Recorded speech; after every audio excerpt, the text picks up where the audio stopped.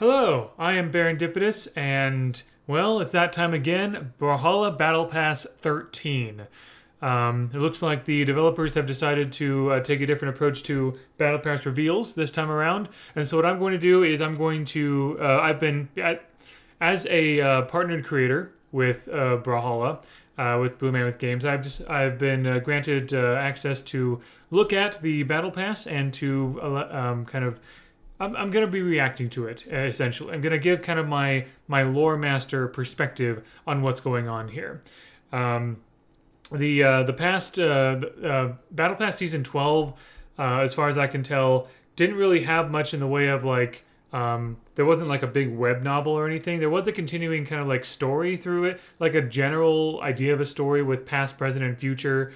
These ninjas across time and everything, and with Priya, so kind of at the end is sort of like this big, I don't know, this big bad or something like this demon or ninja or something. Anyway, but a lot of ways to interpret that kind of story, and I'm guessing that might be what's going on here. I have no idea. I just know what the general theme is, and that's. That's about it. So I'm curious to see what kind of story we're going to be able to kind of glean from here, what the legends are chosen for this particular theme. So without further ado, I'll turn the desktop audio on here. Now you're probably hearing the music in the background of Brawlhalla. So here's what it looks like. Age of Dragons. As always, a fantastic splash art here. I'm guessing Ragnar has to be here. I'm guessing this is probably Ragnar. I mean, there's a shell back here, so I guess that could be a Moogie. And there's just light and dark dragons, I guess. So let's look at the Battle Pass. Let's go ahead and take a look at this here. Of course, the different tiers, right, of the Battle Pass. Very pretty. Oh, wait. Oh my gosh! If you get the Deluxe Battle Pass, you get. It looks like that's a Ragnar emote. I think because okay, so if you don't know, Ragnar. In the game, of course, when you play as Ragnar. Ragnar is in his kind of like, humanoid form, essentially. But he does have a full dragon form, and his lore actually does say that his wingspan is like 90 feet from wingtip to wingtip in his full dragon form. And we see his full dragon form in the Welcome to Brawlhalla 2020 animation, where Kaya is riding on the back of Ragnar. And here, the Deluxe Battle Pass gives you, among other things, an emote. I'm guessing it's an emote that allows you to ride Ragnar, which is awesome. Love that. Fantastic. Okay, it is a Moogie. All right, excellent. So we have the intro path. We have light, twilight, and dark, and then the final path. Interesting. Okay, so let's take a look at what we got here. We have Moogie Millennium Dragon. So I think Moogie being the progression skin is brilliant because from a lore standpoint, because we first hear about Moogie from Jae-Yun's lore. Jae-Yun has a dragon turtle companion named Moogie, and Jae-Yun spent 5 years traveling with Moogie to help Moogie become a full dragon. And of course, I just kind of chalk that up to, another traveling companion for some legend somewhere. But then, of course, later on, we actually get Moogie himself as a legend. And so I don't know if this is exactly his like actual like in lore like progression or whatever, but it makes sense that Imugi's a great legend for a progression skin because part of his story, part of his lore is that he, went on a journey to become Imugi. He was called, I think it was Bihua or something like that, but then Imugi is like a Korean term for something that has to do with like spirits or like ascended creatures, right? From what I remember. I could be wrong, but something like that. Bihua became Imugi. So there is a progression there in his story. A very, very, very noticeable one. So, and I can kind of see that progression. The first one looking fairly like plain, like a normal kind of like turtle adventurer, but then getting cooler and cooler as you go on. Heikal, I'm gonna have to Heikal and Cheon Tu Dok. I do not know Korean. I'm going to have to look these up in real time. Forgive me here. Let's see if I can, because I'm assuming these words mean something. Hey, call. Korean meaning, if I can. Okay. Or sometimes things are just not really coming up exactly in. Anyway, I'm guessing they have something to do with maybe like usually when there's like a non-English word for a weapon, usually it's the word for that weapon. For example, Hattori's default spear is Yari, which is a Japanese term for spear. Let's see. I'm gonna try Google Translate here. I mean, some Google Translate has steered me wrong in the past, so you know, I don't know. Any of you who can speak Korean, feel free to who understand Korean, feel free to let me know what some of these words actually mean, because I would love to know more. That's not really giving me anything. Okay, but so we have a really cool greatsword and axe that has a really cool animation in the fully progressed form, like that right there. Temple of the Dragon Saint. Ooh. That's cool. Level 1, level 2, and level 3. Oh, because, okay, light, twilight, and dark. Just like how, so Battle Pass 12 was all about time, past, present, future. This one is about, for one reason or another, I guess light dragons, twilight dragons, and dark dragons. That was kind of part of the big logo where there's a white dragon and a black dragon going at each other. Lil Bruce. Oh, that's cute. You gotta have an adorable sidekick in here. Rising Dragon, very cool.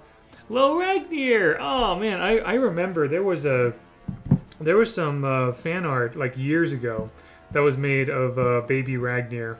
Let me see if I can find it. Probably won't be able to see very well on here, but yeah, okay. So a couple people have made this kind of art, but here we go. Yeah, that's Baby Ragnar. I think that was made by an artist. I think it was it Lemon Empress, perhaps. Lemon Empress, who's not active in the community anymore. But anyway, cool art. Yeah, she's a cool artist. And I think there were one or two others. Oh wait, no, I think Sunsero made one.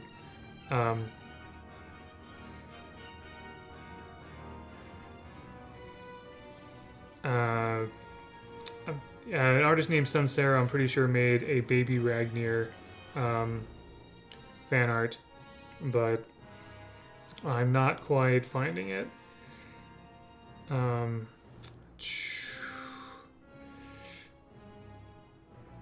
That's fine. Anyway, but yeah. So I don't know if I mean, obviously we won't know. We won't know if the devs were inspired by that or not. But just the idea of like a baby, like Baby Ragnar, like you know, it's not a crazy idea, and I think it's adorable. I love this. This is a fantastic avatar.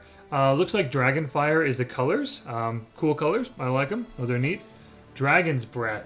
So you're drinking a potion, and I'm guessing. So usually a Dragon's Breath potion lets you breathe fire. So maybe when you end the emo, you like breathe fire from your mouth or something. Millennium Dragon Cry. Umbra Greatsword. So this must be. So I guess the weapon set must be this Umbra set with the purple and everything.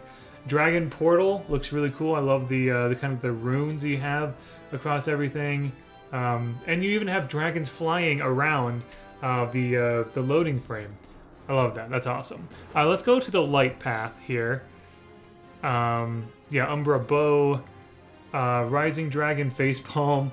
And then Umbra Blasters. I'm mainly looking for things that have to do with like lore and stuff.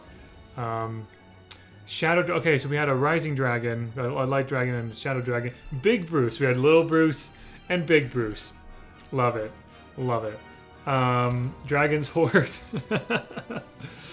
Oh, perfect. Axe. Here we go. Rising Dragon Lin Fei. Okay, Lin Fei is a great legend choice. She has I believe, an ancestral dragon named... Oh gosh. I want to say Jin Zhao, but that's a League of Legends character. I have to look at... look at Lin Fei's lore real quick. I think it's Xiao. I think that's her ancestral dragon's name. Yeah, Xiao. Xiao. Xiao. So you know it makes sense. Lin Fei does have some dragon going on and some dragon stuff going on in her lore. We have Sun Seekers and Daybreaker. So yeah, light dragon, very cool, and a little dragon as an orb. Love it. Reminds me of in Dungeons and Dragons. There's this powerful artifact called the Orb of Dragonkind. It's like this green orb with the symbol of a dragon on it, and you basically can use it to call or control dragons or something like that. It's kind of crazy. Let's move on to the Twilight Path. I saw Yumiko there, but let's go through. Okay, Age of Dragons, very cool. So it looks like we kind of have a little bit of everything. We have light, maybe Twilight and Dark here. A little bit of everything. Shadow Dragon Smart. Oh, these Chakram look so cool. Umbra Chakram. I love these. Wow. Oh my gosh. This is the KO effect? It's Ragnar, but okay, it's called Malakar because that's part of his name. In Ragnar's lore, his full name is Ragnar Malakar Rex.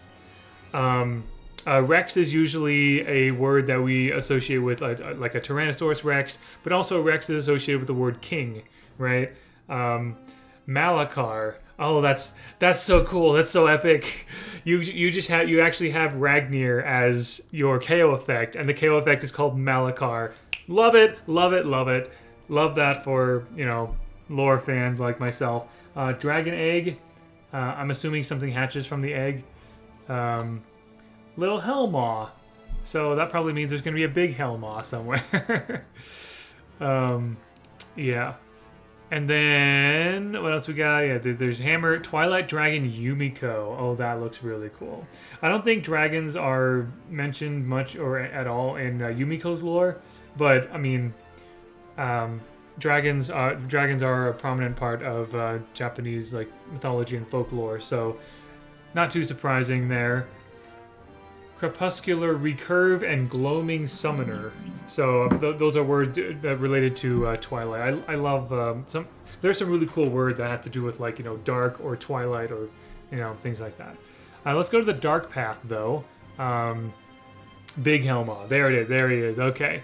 Okay, that's interesting because in the Light Path we had Little Bruce and then Big Bruce, and then Twilight Path we had Little Helma, right? And then now we have Big Helma. So I wonder if this whole Age of Dragons things is probably, you know what's probably happening? The Age of Dragons is probably starts in the Light era and goes to Twilight, then to Dark. We're basically going through, kind of like with Ninjas Across Time, Past, Present, and Future. I think Light, Twilight, and Dark Path in that order is it's kind of like one day. It's kind of using the imagery of a day, right? Daylight, Twilight, and nighttime. And that could talk about the Age of Dragons in general, that there was a beginning, a middle, and an end. And I think that's really cool. And that passage of time is shown with the sidekicks. I am a huge fan of using gameplay and to tell a story. And so in here, the story is, in the twilight of the Age of Dragons, Lil Helma was born. Lil Helma. And then, in the later part of it, Helma grew up. I think that's really cool. That's a story that you can tell just by looking at. You can tell just by these items alone. Shadow Dragon. That is okay. That's a trail effect. Okay, it kind of reminds me of the blue trail effect that you can get in Brawlhalla, but there's like it's more purpley, and you get a dragon's face. That's awesome. Millennium Dragon. Okay, that's a Imugi Millennium Dragon's face. So maybe that's kind of telling us that Imugi is the Millennium Dragon, because if you imagine an age as 1,000 years or a millennium, Imugi, the Millennium Dragon, would probably have lived throughout the whole thing, right? Umber Spear, and then we have Shadow Dragon Onyx, looking really cool. Onyx, another great choice. Just the fact that Onyx as a gargoyle is, dragon shaped. Umber Gauntlet and Umber Cannon. So this is this is the skin that is the inspiration for the weapon set as well. Many battle passes have that, where one skin is matches the weapon set also. And then after we go through the light, twilight, and dark path, we now finally get to the final path here. One more, King of Darkness. Ragnir, King of Darkness. A lingering shadow has fallen across the Feywild. Is it dark magic or dragon wings? Okay, so this is talking more about the Feywild. So a couple things to know about the Feywild and dragons. Dragons are very much a thing in the Feywild. That's where Ragnir is from. And Ragnir is mainly in the game because at least the lore reason for Ragnir being in the game is that Ember was the guardian of the Feywild, but then she was vanquished, probably by Dusk. And so without Ember there to watch over the Feywild became more wild or corrupted or something's going on. And Ragnir was just fine with all this. He could do whatever he wanted, but then he realized that without Ember being there in the Feywild, stuff is going wrong. And we had Battle Pass Season 6, which was, what if Ember returned to the Feywild? What if she found her way home? And we had the Ragnir progression skin there. So maybe this is, if we consider most Battle Passes to be a what if scenario, maybe what this is asking is, what if Ragnir stayed in the Feywild and basically became the master of the corruption, or of that, or maybe it's a bit more simple than that. The lingering shadow could just be referring to Ragnir himself. Maybe he became corrupted by something in the Feywild, and maybe not the Feywild itself, but that he is the danger in the Feywild now, in this kind of scenario or this timeline. So is it dark magic or dragon wing? So either Ragnir has been corrupted by something, or he allowed himself to be corrupted by something. Who knows? But we have Shadow Claws and Dark Blade of Malachar. Oh, that's cool. I'm not aware of Malachar specifically being a reference to anything else besides Ragnir's middle name, or at least the second of the three names that we see in his full name: Ragnir, Malachar, Rex. It makes sense, however, that he is called King of Darkness because, again, Rex, king, right? So I think that's a really cool way to reinterpret Ragnir and what we know about Ragnir in the lore. And then the title here, Pendragon. That's so cool. Dragons are cool, and this is a fantastic celebration of that. As I kind of suspected, as far as I can tell, I'm not seeing much in the way of narrative except for what we read here. A lingering shadow has fallen across the Feywild, the dark magic of dragon wings. And just kind of what we see, just kind of the story we can sort of glean from the items in the Battle Pass itself. And I think that's about it, yeah. So this is explaining how the Battle Pass works. You can change your path and so on and so forth. Cool. And then, yeah, we can, you can enjoy the story and the journey in here. I think that's really cool. There's just lots of really neat things. Also, this background, I'm assuming it's going to be for whatever the new map is. Yeah, excited for this Battle Pass. This will be really cool. Of course, my favorite parts of Battle Passes have always been the story behind it, and I appreciate that you can actually get some kind of story from this. Just like with Battle Pass 12, you can get a kind of story from that as well. And there's probably a few details that I'm missing as well. And I'm sure people will tell me in the comments, or a developer will reach out to me and say, hey, you missed this little thing or whatever. But that's my reaction to the Age of Dragons in Brawlhalla Battle Pass Season 13. Looking forward to trying out the Amugi Progression Skin and the Ragnir Epic Skin and Ragnir King of Darkness. Ragnir Malachar, King of Darkness, basically. Yeah, if we're gonna have a Dragon Battle Pass, then yeah, I would be a little bit disappointed if Ragnir and or Amugi did not feature in it in some way. And thankfully, they both are big parts of it. So that's awesome. That's cool. Well, what do you guys think about Brawlhalla Battle Pass 13? I'm excited for it, like I said. And let me know what your thoughts are about the theme and the narrative and stuff. If there is more narrative, I will definitely make a new video talking about it. Like if there's something on a Battle Pass website or whatever. But yeah, looking forward to when it launches. So until next time, all the best.